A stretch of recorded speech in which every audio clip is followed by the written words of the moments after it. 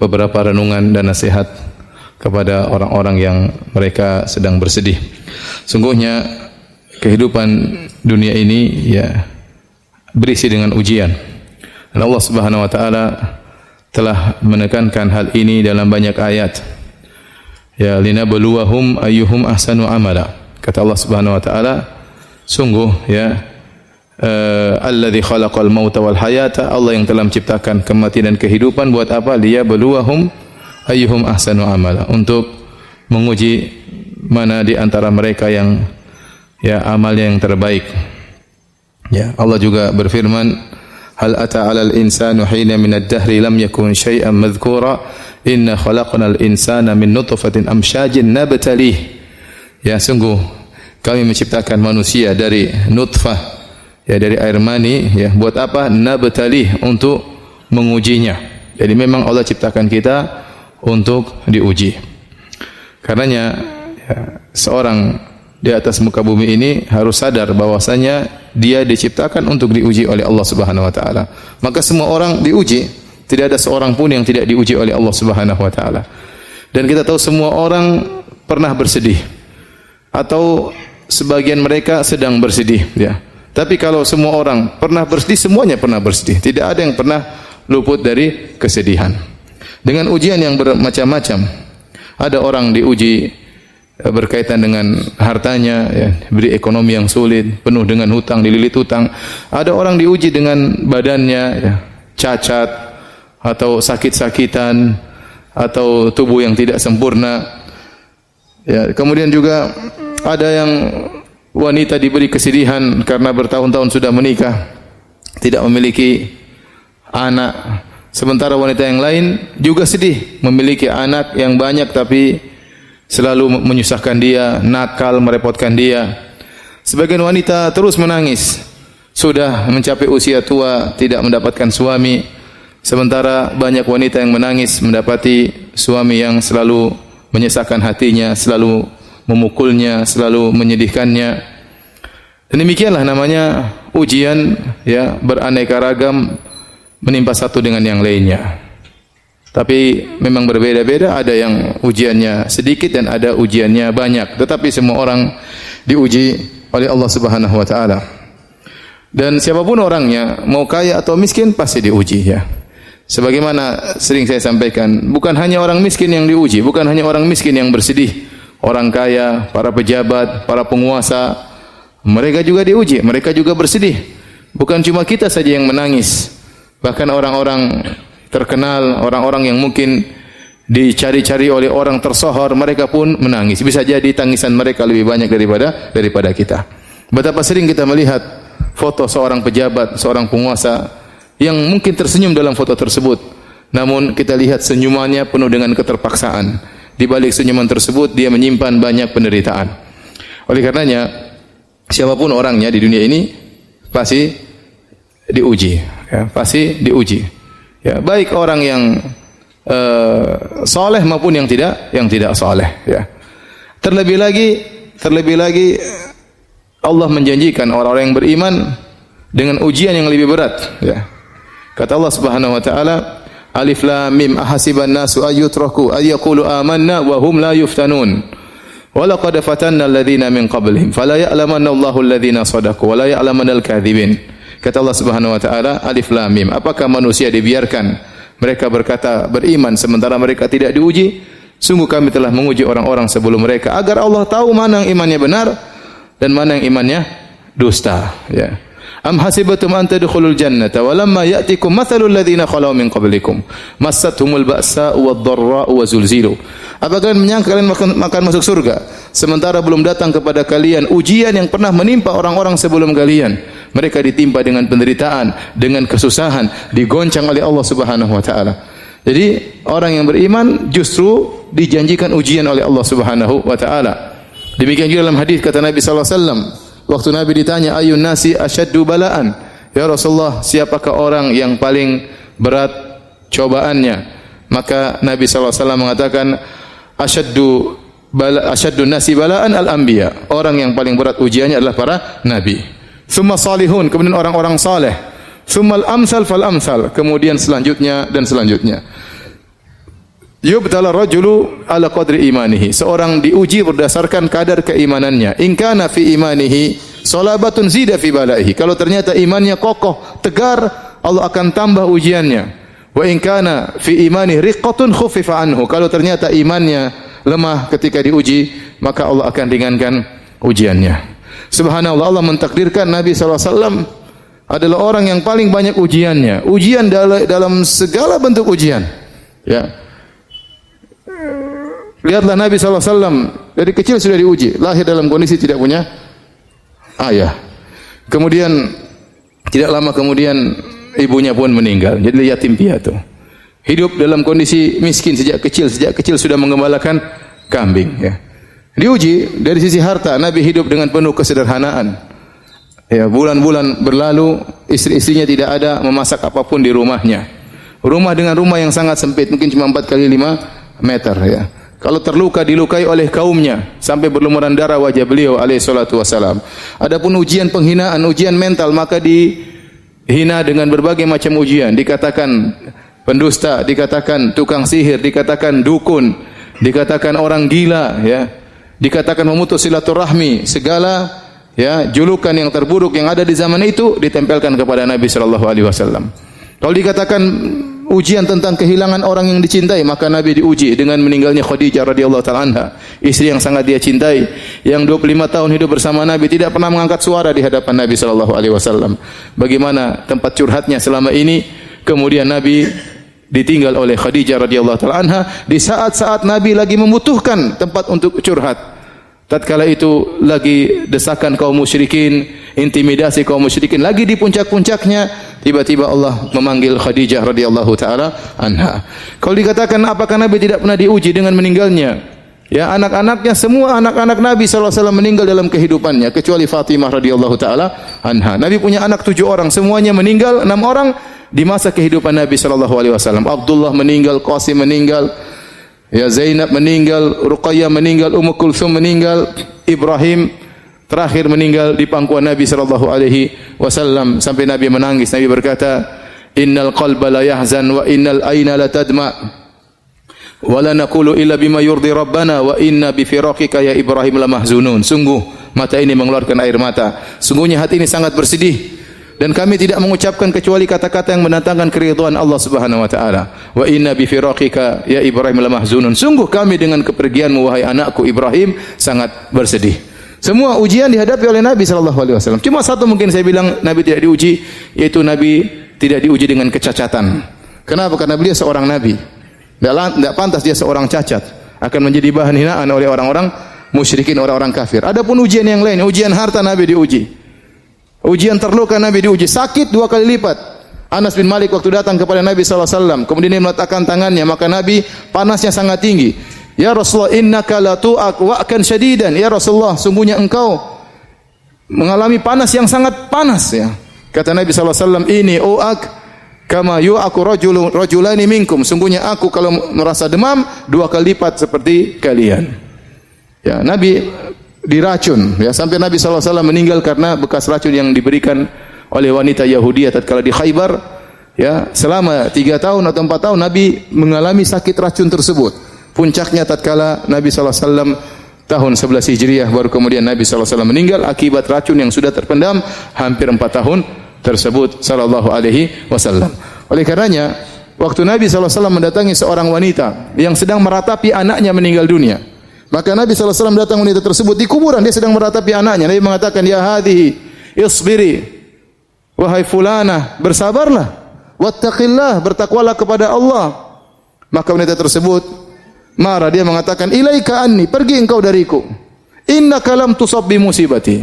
Kata wanita ini, engkau tidak merasakan apa yang aku rasakan, engkau tidak pernah menerima musibah seperti yang aku terima. Subhanallah, Nabi bukan cuma 1 anak yang meninggal, 6 orang anak meninggal dia hadapi. Ya, kemudian Nabi SAW tetap menegurnya, maka dia pun sadar ternyata itu Rasulullah SAW, maka dia pun minta uzur. Kata Nabi SAW, innama sabru inda sadamatil ula. Sungguhnya kesabaran itu adalah pertama kali tatkala seorang ditimpa dengan musibah. Jadi setiap kita terkena musibah, kita ingat ada orang yang jauh teladan kita yang sangat alim, yang sangat bertakwa kepada Allah, ternyata kehidupannya penuh dengan musibah. Dialah siapa? Rasulullah sallallahu alaihi wasallam. Ya.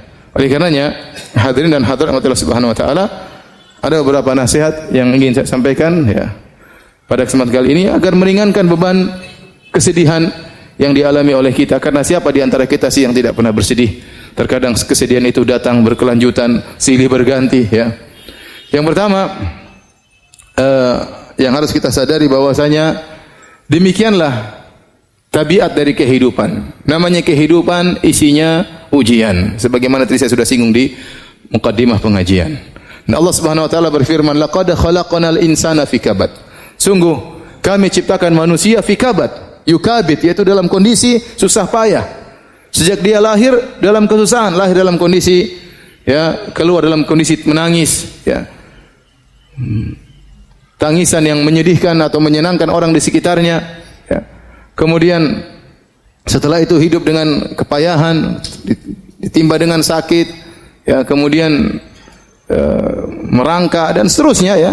Kemudian dia pun setelah besar dia harus bekerja mencari nafkah ya, entah diterima pekerjaan atau tidak, belum dimarahin bosnya ya, harus berjalan di bawah terik matahari ya. Namanya manusia semuanya susah ya. Kemudian dia pun kalau mau menikah ya harus kumpulkan uang untuk mahar, kerja keras ya. Lihat berapa banyak jomblo yang sekarang belum bisa menikah. Penderitaan yang bertubi-tubi menimpa mereka. Penderitaan yang belum bisa mereka hindarikan sampai sekarang. Kenapa? Tidak punya duit. Cari duit untuk cari mahar. Begitu sudah cari mahar, kemudian melamar, terkadang ditolak. Penderitaan berikutnya. Semua datang orang kepada saya, "Ustaz, saya sudah melamar." "Nanti kenapa belum nikah?" "Sudah melamar, Ustaz." "Kenapa?" "Aduh, ditolak, Ustaz." Kasihan. Kita ngelihatnya itu sedih gitu, tapi bagaimana lagi ya? Ya. Belum lagi ternyata sudah ngelamar dapat istri, belum tentu dapat istri solehah. Ternyata istri ini ternyata bawa penderitaan, menambah amal soleh untuk bersabar. Tiap hari kerjanya ngomel, banyak tuntutan. Ternyata bisa jadi dapat mertua yang ternyata tidak baik juga, banyak menuntut, terkadang menghina, berbagai macam ujian. Ya.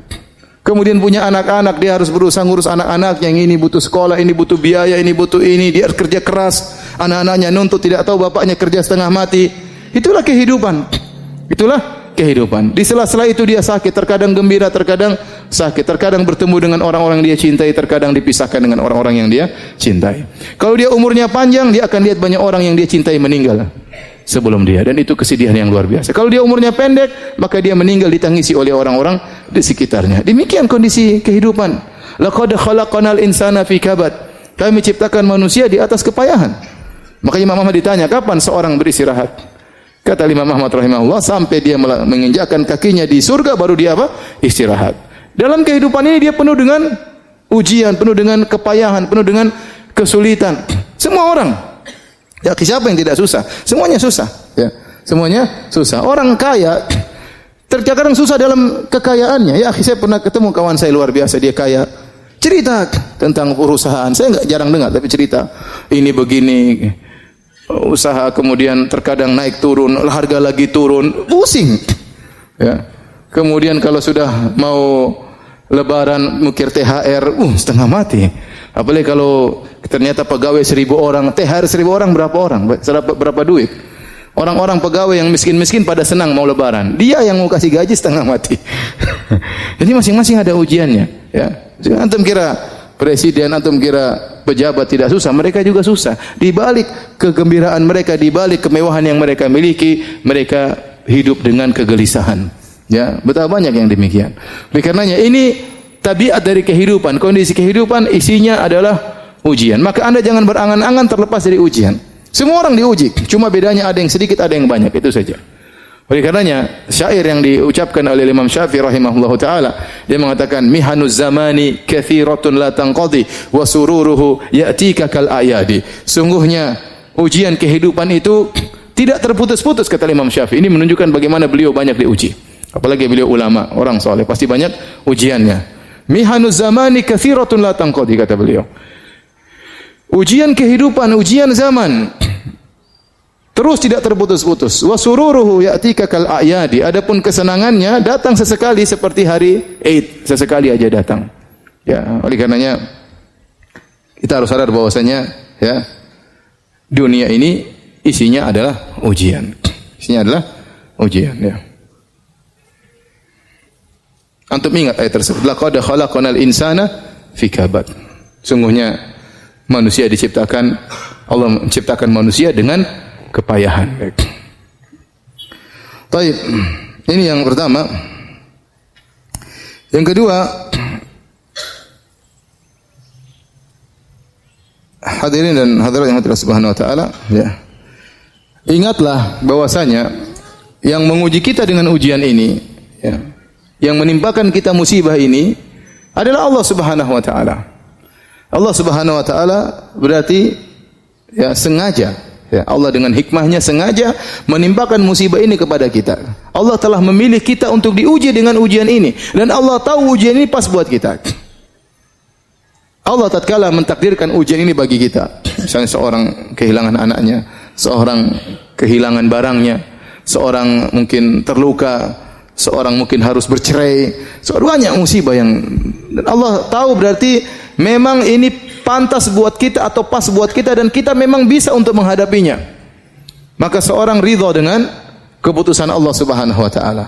Apalagi seorang tahu bahwasanya yang menentukan, mentakdirkan adanya musibah ini adalah Arhamur Rahimin, adalah zat yang Maha Pengasih lagi Maha Penyayang, yang lebih sayang kepada dia daripada seorang ibu kepada anaknya. Ya.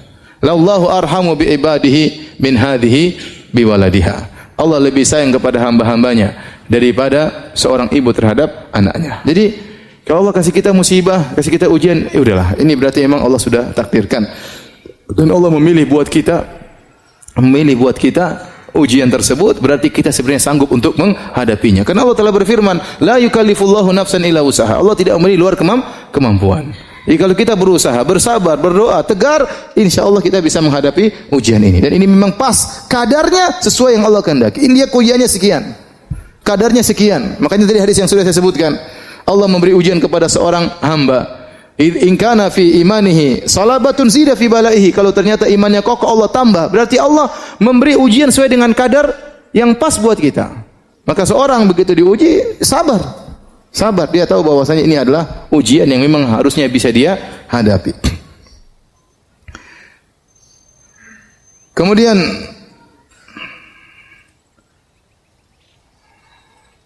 dia harus sadar bahwasanya ujian yang datang kepadanya, ya, ya, bukan untuk membinasakannya, tetapi adalah untuk mengujinya agar Allah melihat bagaimana dia menghadapi ujian tersebut, ya. Allah tidak membinasakannya. Allah kasih dia ujian. Ya, kalau kita diberi ujian bukan untuk membinasakan kita, tapi untuk kita hadapi ujian tersebut. Apakah kita bisa menghadapinya atau tidak? Apakah kita bersabar sehingga kita dapat pahala ataukah kita mengeluh? Ya, berkeluh kesah sehingga kita tidak mendapatkan pahala dari Allah Subhanahu wa taala. Makanya sebenarnya Allah mengatakan ujian itu seperti obat, ya. Memang pahit tapi harus diminum. Kalau antum tidak menghadapinya dengan kesabaran, maka antum tidak akan mendapatkan kesembuhan. Ya, pasti ada sesuatu pada diri kita sehingga Allah kasih ujian tersebut. Yang ujian tersebut fungsinya seperti obat. Ya sudah, hadapi saja. Hadapi dengan kesabaran sebagaimana kita bersabar kalau dikasih obat oleh dokter kita minum. Bahkan kalau harus diamputasi kita bersabar karena kita tahu di balik itu pasti ada kebaikan. Ini obat yang Allah berikan kepada kita, mau tidak mau inilah obat.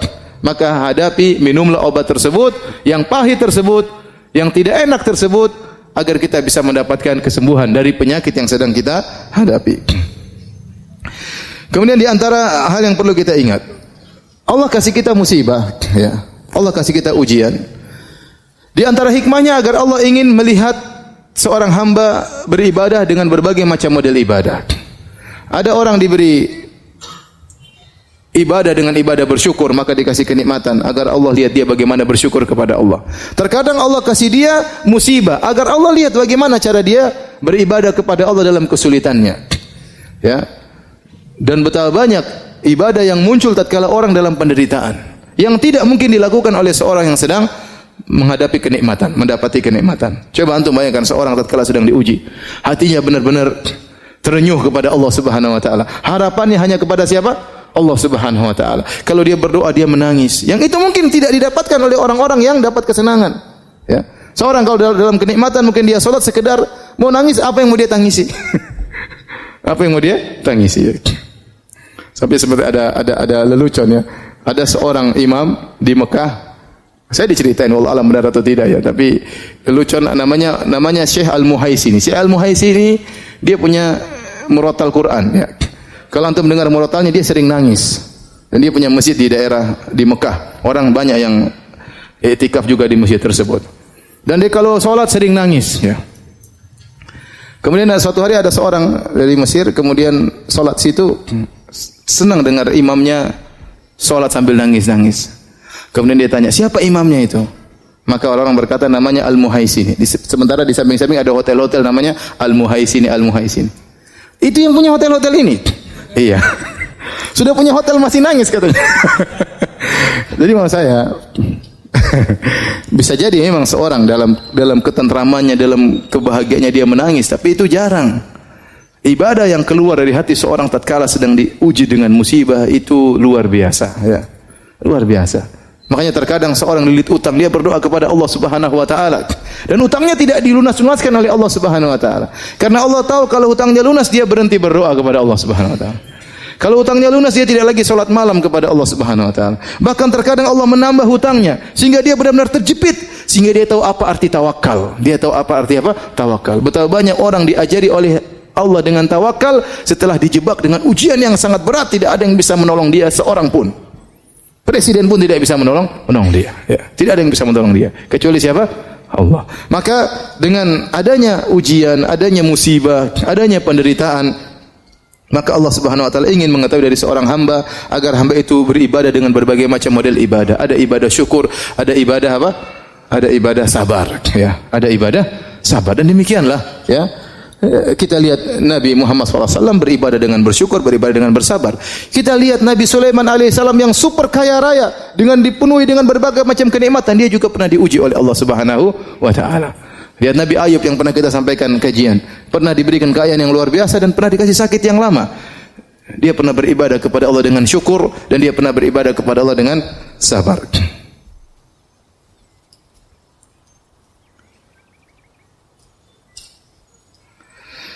Kemudian ingat, jika Anda diuji oleh Allah Subhanahu wa taala, Anda bersabar, maka sungguhnya Anda dalam kebaikan. Anda masih dalam kebaikan. Kapan Anda tidak dalam kebaikan? Kalau Anda mengeluh, kalau Anda meronta, kalau Anda protes kepada Allah Subhanahu wa taala. Nabi sallallahu alaihi wasallam bersabda, "Ajaban li amril mu'min, inna amrahu kullahu khair." Sungguh menakjubkan perkara seorang mukmin. Sungguhnya perkaranya seluruhnya adalah kebaikan. Seluruhnya kebaikan.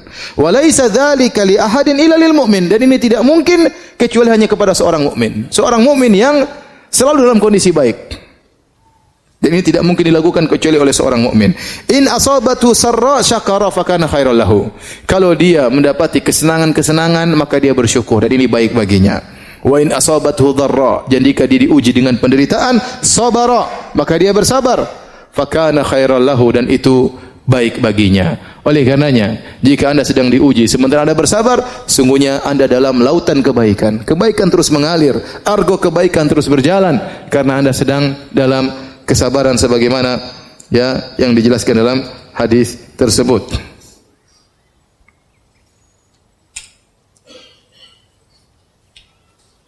Oleh karena dalam hadis sebutkan kata Nabi sallallahu alaihi wasallam, "Ma min ahadin minal muslimin." Tidaklah seorang dari muslimin yusabu bi bala'in, diuji dengan suatu ujian, suatu penderitaan fi jasadihi. Penderitaan di badannya, dia sakit atau yang lainnya. Illa amarallahu ta'ala al-hafazata alladhina yahfazunahu. Kecuali Allah akan perintahkan kepada malaikat al-hafazah, para penjaga, para pencatat amalan-amalan hamba. Uktubu li abdi fi kulli yaumin wa lailatin mithla ma kana ya'malu minal khair. Maka tulislah bagi hambaku kebaikan terus mengalir setiap hari, siang dan malam, seperti yang biasa dia lakukan dari kebaikan yang dia lakukan. Madama mahbusan fiya, selama dia ya tertahan gara-gara ya fi wathaqi, karena dia sakit, dia sabar dengan penderitaan tersebut. Jadi seorang kalau bersabar, saya katakan tadi, argo pahalanya jalan terus. Argo pahalanya jalan terus, ya sudah. Kapan Anda mengeluh? Kapan Anda protes kepada takdir Allah Subhanahu wa taala, maka argonya berhenti. Argonya berhenti. Maka seorang kalau terbetik dalam hatinya, kenapa tidak selesai-selesai? Lawan itu dari iblis, itu dari setan. Lawan.